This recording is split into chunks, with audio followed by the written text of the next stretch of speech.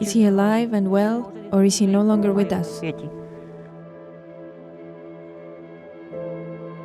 These were the agonizing questions Ukrainian mother Olha Puzyk was asking herself after being separated from her son Viktor. In the fall of 2022, before he turned 2 years old, Viktor was taken from a children's care facility in Kherson after the city was temporarily occupied by Russian forces. It took Olha nearly a year to track down her son and bring him home.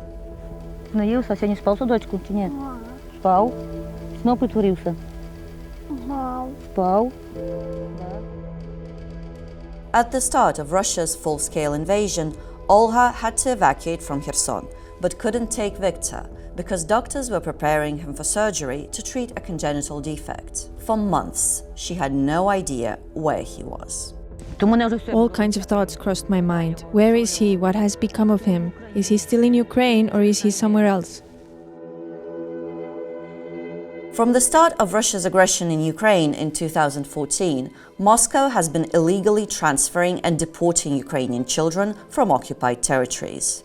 The children of Donbass, the children of Mariupol, are our children. As the Russian army, we must defend these people and these children.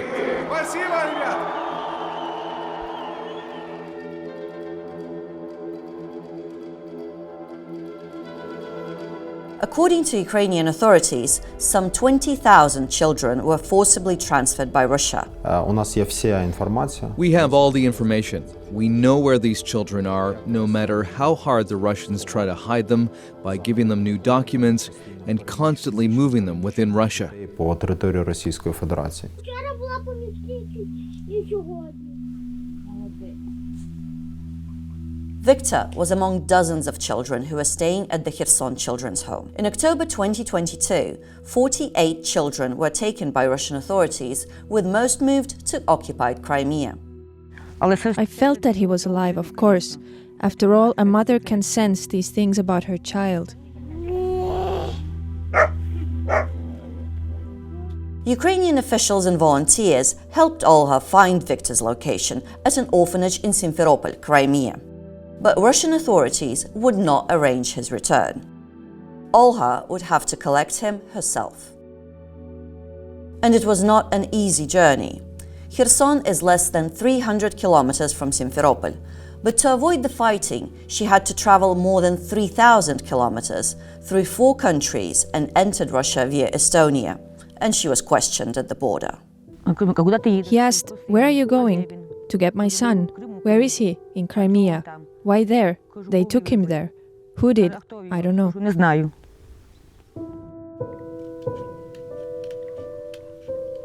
In occupied Crimea, Olha was met by employees of the Simferopol Yolochka orphanage. I went up to the second floor of the orphanage where Viktor was having lunch. The employee said, "Wait a minute, watch him eat." I thought, sure, there's no way I'll wait until he finishes eating. I called him, "Vitka." The man said, "I'm telling you, you can't come in." I went in anyway. I said, "Vitka," and he immediately hugged me and held me in his arms and wouldn't let me go.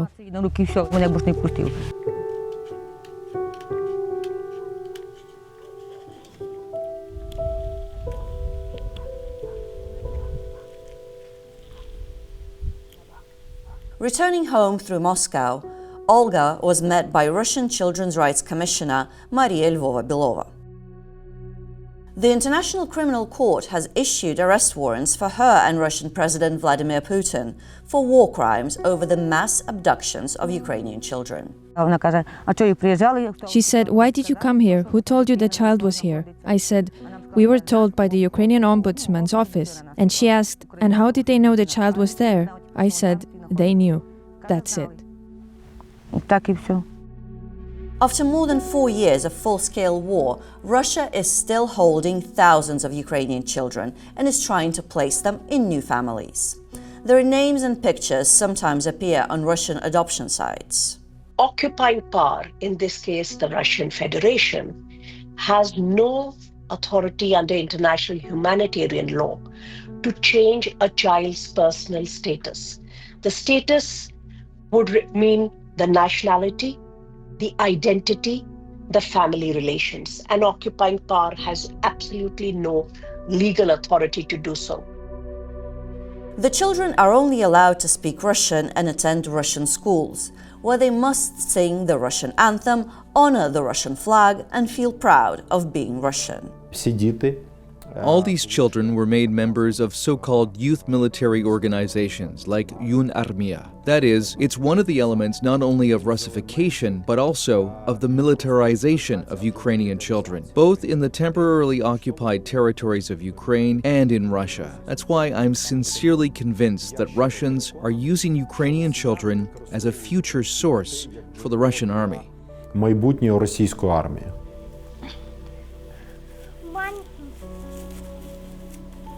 According to Ukrainian authorities, by the end of February 2026, they had managed to bring about 2,000 abducted children back home.